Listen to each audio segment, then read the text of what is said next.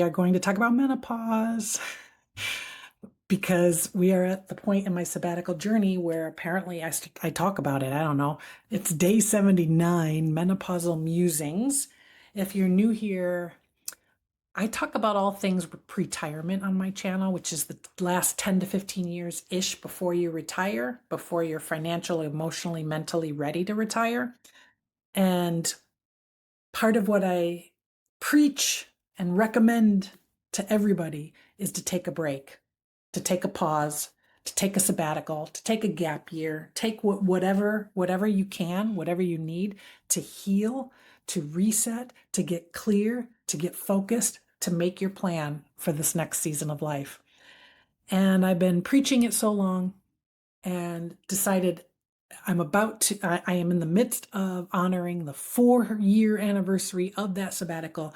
So I thought I would open up my video diaries from that time and rewatch them in real time and see what applies and see how far I've come and see what I learned.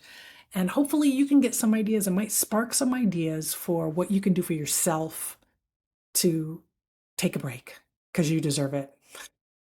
So let's take a look and see what I had to talk about. Hello everyone, it's Amy coming at you live from Wendy's Oasis near the wharf in Washington, D.C.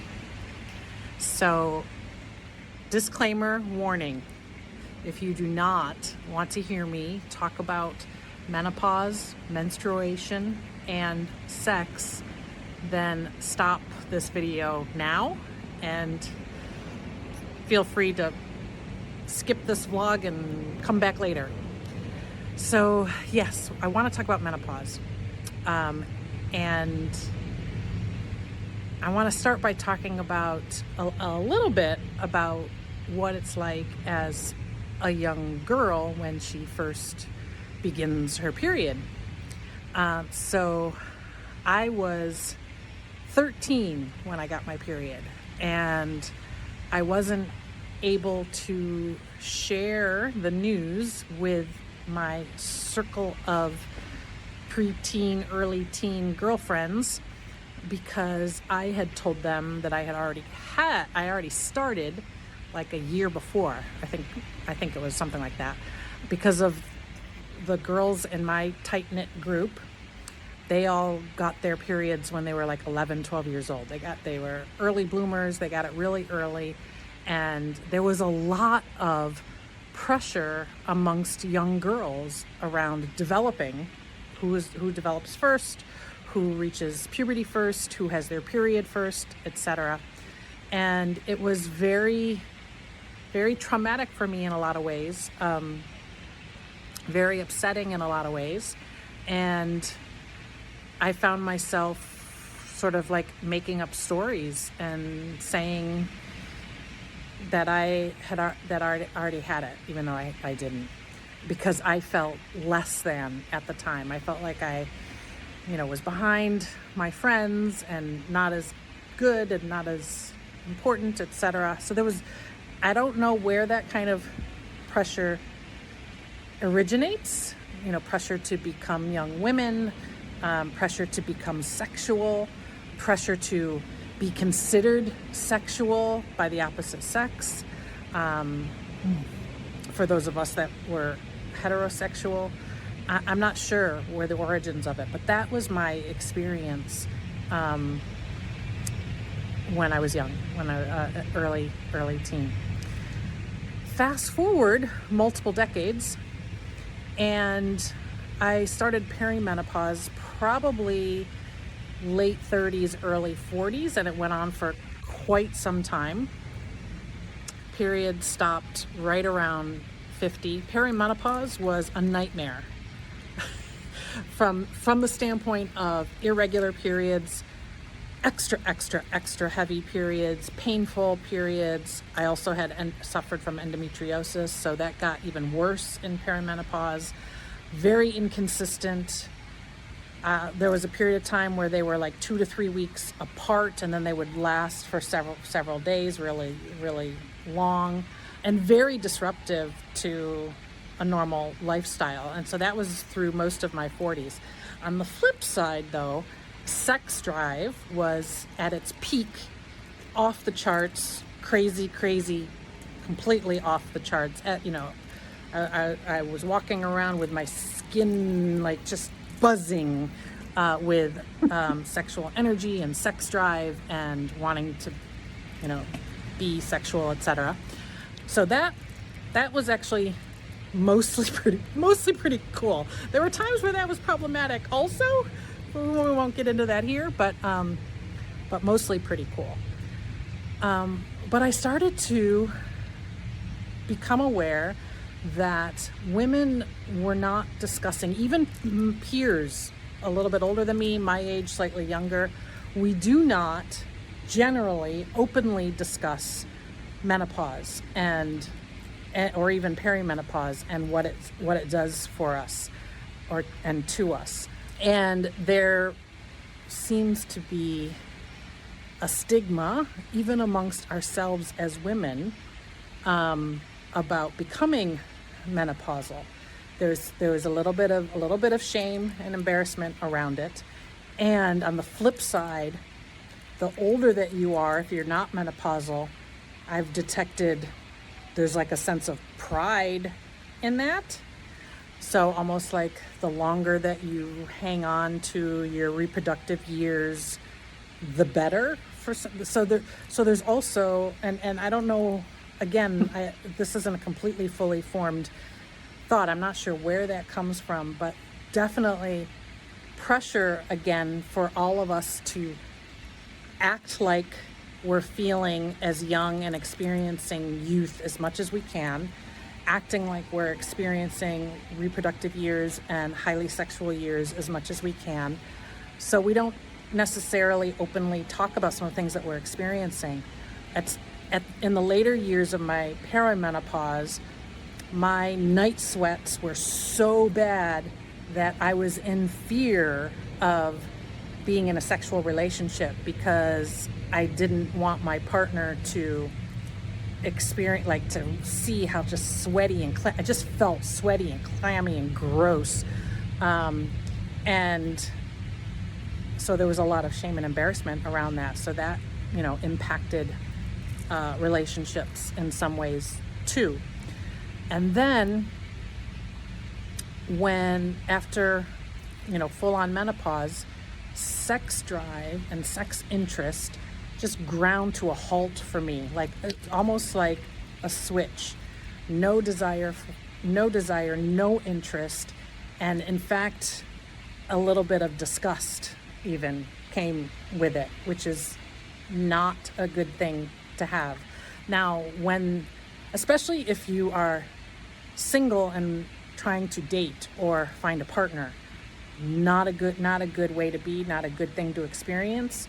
Luckily for me, it started at a time where I really had no interest in finding a partner or finding a relationship, but it was huge and embarrassing. Not something that I really wanted to talk about a lot. I was very hesitant to see a doctor, to go on hormones, still hesitant for all of that.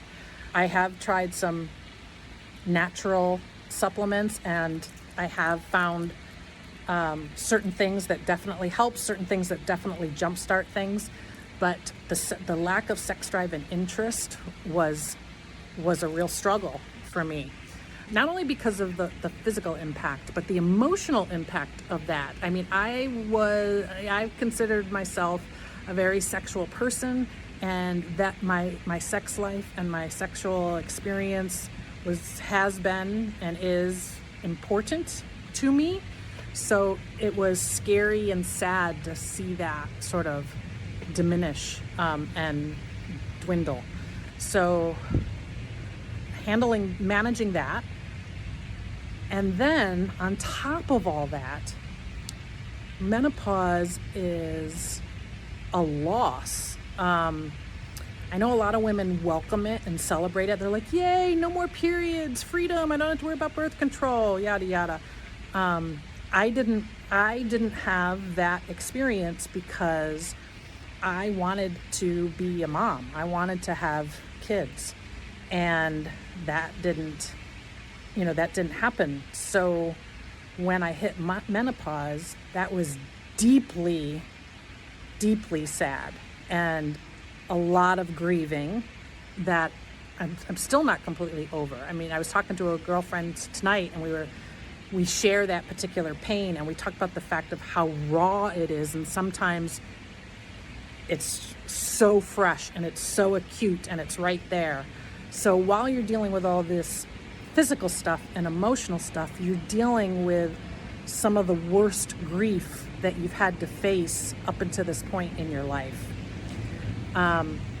So all of that at the same time as seeing changes in your body that are not fun or welcome. I mean, the texture of your skin and how your skin feels, how the weight distributes itself in your body. I never had big arms. I never had a belly, and now I have a belly. And this all sounds like superficial stuff, but it's when it's part of your identity, when your body and how you look and how you feel and how you go through the world, when all of that is changing all at the same time, it has a massive, or it can have a massive impact on you. And I know many of you listening can probably totally relate to what I'm talking about. And I have come to learn that, of course, everybody experiences these years and this transition in life very, very, very differently. Everybody has a very different experience, but we don't openly discuss it very much. We don't talk about sex changes when you have sex, and how you have sex changes. Vaginal dryness is not a fun thing. It's a whole other problem that kind of comes into play that you have to deal with, and having a physical relationship when your body feels and looks and smells and everything differently. It's a lot. And the reason why I'm talking about all of this, extremely personal, a little nervous about putting it out there, is because it's the only way that we start to embrace it and understand it and be okay with it and figure out the solutions and figure out how to support each other. And it's not a contest. It's not a competition. There is no shame in what's happening to any of us. And if anything, we're stronger together. I'm definitely learning that you still can have everything that you want to have in spite of all these massive changes. But the fact that all these massive changes happen all at the same time, it's big. So if it's hitting you and you feel like you're being a wuss for letting it get the best of you, don't. Yes, it can trigger weight gain. Yes, it can trigger depression. Yes, it can trigger mood swings. We're here for you, girl. So reach out to me if you're going through any of this. There's light at the end of the tunnel, hopefully. I'm kind of in the tunnel, so I don't know. We'll see. But anyway, hope you're all having a good night. Hope you bear with me through this. Have a good one, and I'll talk to y'all soon. Bye. Whoa.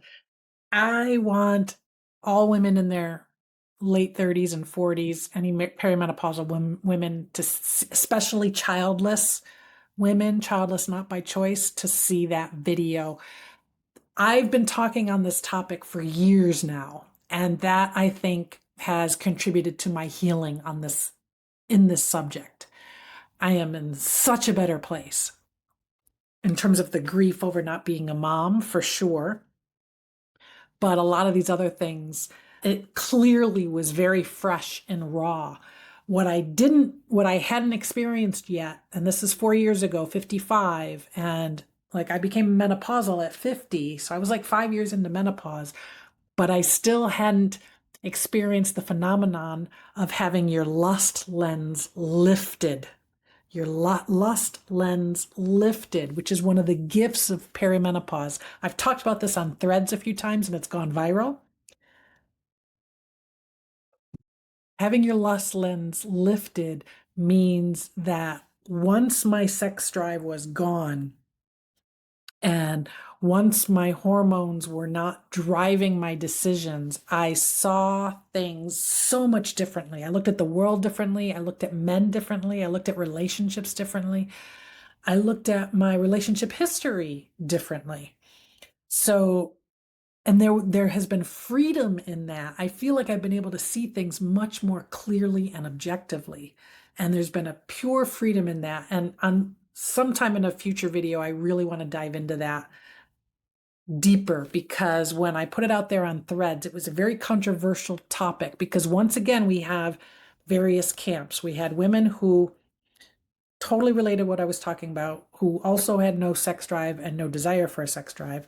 We had women who hadn't have no sex drive but wish they did, so they're feeling bad about it. And then a group of women who still have a great sex drive and are feverish about it, like, and and it's expressed with such, like, even the other day. The other day I was watching a video from Kathy Griffin's YouTube channel, and she's older than me. I think she's 65, I think. And she's mentioned a few times, because she's been talking about her dating life recently, and she's mentioned how she's as sexually active as she's ever been, and her sex drive is still there, and she's still very much a vibrant sexual woman. And she says it with like almost a defensive pride of, mine is off the charts, I'm doing great. And I have people in my life that have shared that, and in that way, well, I have no problem with that. Oh my goodness, that kind of a response, which I'm happy for them. And at the same time, I don't think they realize that there's kind of implied shame that's being tossed my way at the same time.